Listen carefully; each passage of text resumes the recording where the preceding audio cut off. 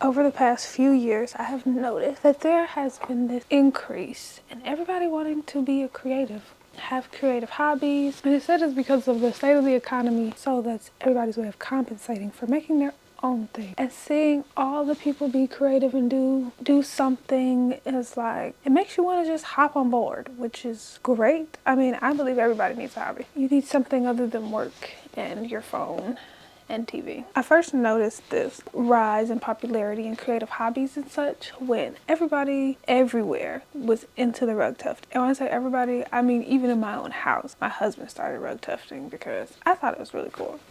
Like I said, I think everybody needs a hobby, and I kept showing it to him and he thought it was interesting, so that was the hobby I introduced to him.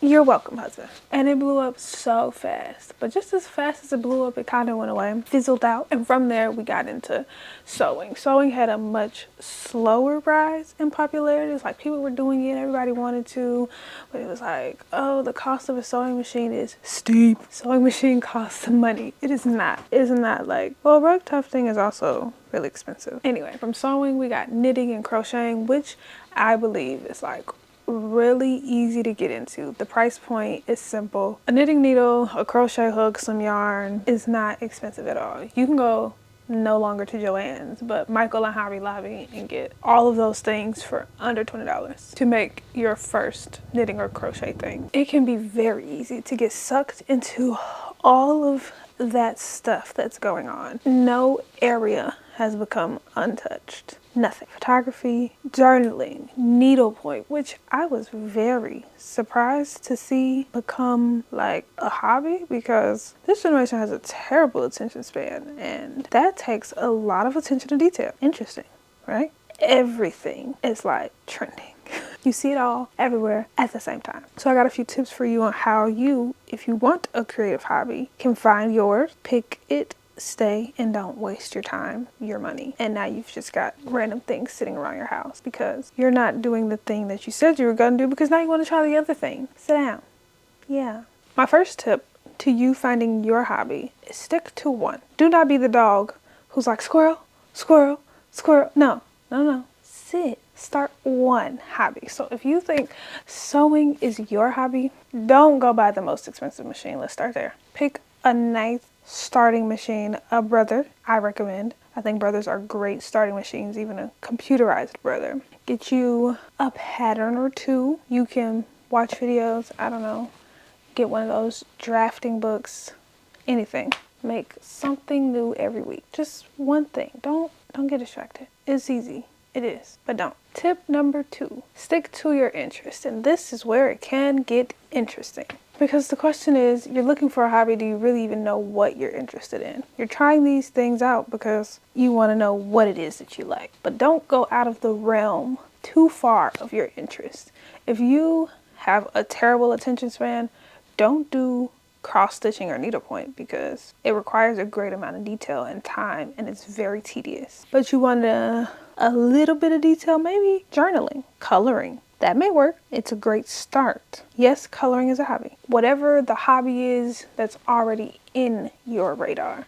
So if it's knitting, crocheting, bird watching, stick with something you're interested in that is not going to cost you a million things. That pushes us into tip 3. Do not go out buying all the most expensive gadgets, gizmos, or whatever it is for your hobby. Stick to the basics. You honestly need to learn the basics before you can even use the fun stuff. Let's say you're knitting. You only need 1, maybe 2 size needles so that you learn how to knit to get a hang of. You don't need all the things. You don't. Just the bare basics for whatever the hobby is. If you're painting, don't get the most expensive paint or the most expensive brushes. You don't need all that. It's going to take up space and it's probably going to overwhelm you anyway. Less overwhelm, which means that it's more likely that you are actually going to do the hobby and stick to it. Tip number 4, pick a hobby that you have time for, not the one that's trending just because it's cute and it's trending. It's not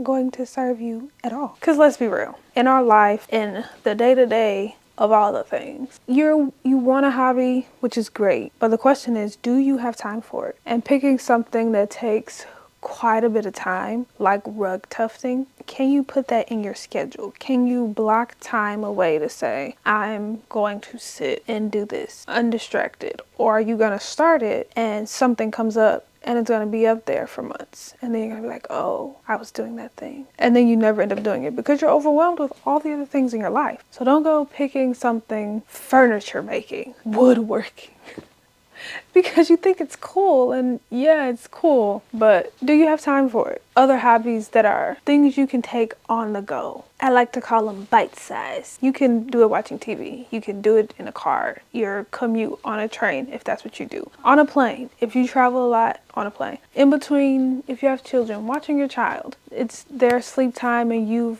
want something to do. You can do those things. They're bite-sized. They don't take a lot of prep. They don't take a lot of time. And if you don't have a lot of time to prep or do, but you still need something to do to take yourself away, pick a bite-sized hobby. Tip 4 is going to be do your hobby a lot, like every day, and expect to mess up. Expect for things to not come out the way you want them to come out or think that they're going to come out the first time, especially because it's the first time you're doing them.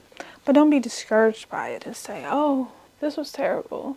That's the only way you're going to get good at it. That's the only way you're going to keep sticking to it, is if you just do it every chance you have. That's how you'll turn your I don't have anything to do hobby to this is very relaxing and I love this thing that I do hobby. Lastly, for my creatives who are stuck in whatever they're doing, blocked, I suggest you try a different medium. If you paint with acrylics, try giving watercolor. If you make tables, try making a chair. Try a different medium to unblock yourself and what it is that you're doing. It could honestly help you get different kind of skills that you could apply to your main hobby. But it gives your brain a break, it lets you think about other things.